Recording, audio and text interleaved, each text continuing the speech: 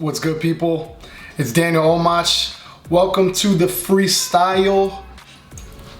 Yeah! Today, we're gonna talk about ranked choice voting. As you may have seen, the NYC Mayoral election is using ranked choice voting, and I believe they're still currently counting votes today. It's very cool, very interesting. We're gonna talk about it today. Check it out. So, in our existing electoral system, right now candidates just need what's called a plurality of the vote to win. So it's not majority vote, a term you may have heard. It is a plurality, which just means you need to get more votes than the other candidates, and it doesn't mean that the majority of people actually wanted you there. It doesn't mean that the majority of people voted for you. In fact, in the 2016 primary election for the Republican Party, the winning candidate won, and the majority of Republican voters wanted other candidates, but their votes were spread across the other candidates. So there's always this idea when you don't use ranked choice voting that if you vote for a third party, you're kind of wasting your vote. So the reality is that similar candidates can split the vote. We're aware of this dynamic if we voted before or ever watched the news. There's fear of a third party that has some similar policies splitting the vote. Well, ranked choice voting removes that as a component in the equation. Think about it. People who we know who have voted for a third party or that we've even heard about, we view them as pariahs. I'll be honest, I'm like, why are you wasting your votes? These are things we say because currently the format is winner takes all. Winner takes all, which is the current format, has a ton of problems, but namely it encourages more polarization because the candidate is trying to show how diametrically opposed they are to the other candidate. It's not about these are the nuances of issues, this is where I stand. So you see it in primary debates where it's all about, it pretty much turns into extreme negativity. This candidate does that. You don't want that because everyone needs to be the only option. Whereas even with this NYC mayoral election, you can see some candidates are working together. You can vote for him one, you can vote for me number two.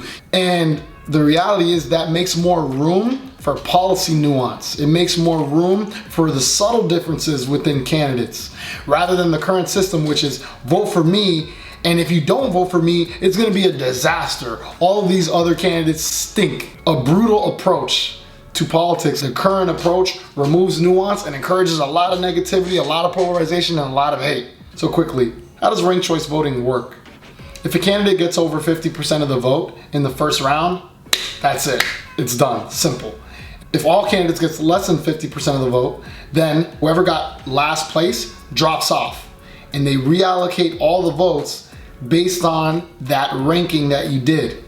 So that's how it works, and it continues going this way until there is a clear winner, and that clear winner will now be represented by a majority, by an actual majority, not a plurality.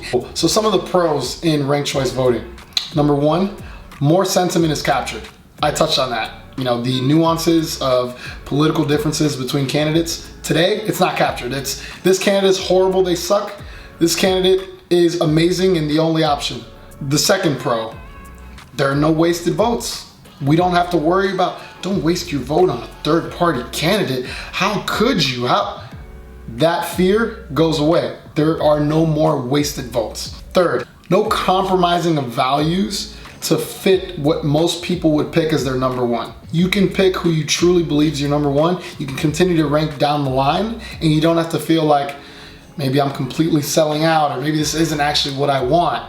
Some of the potential cons, right? It feels more complicated because it's new. People aren't familiar with it. Ranked, what do I have to look up? What do I have to rank? Second, it requires more research from voters. When I went to vote for a mayor of New York City, I took a lot more time to research. But guess what?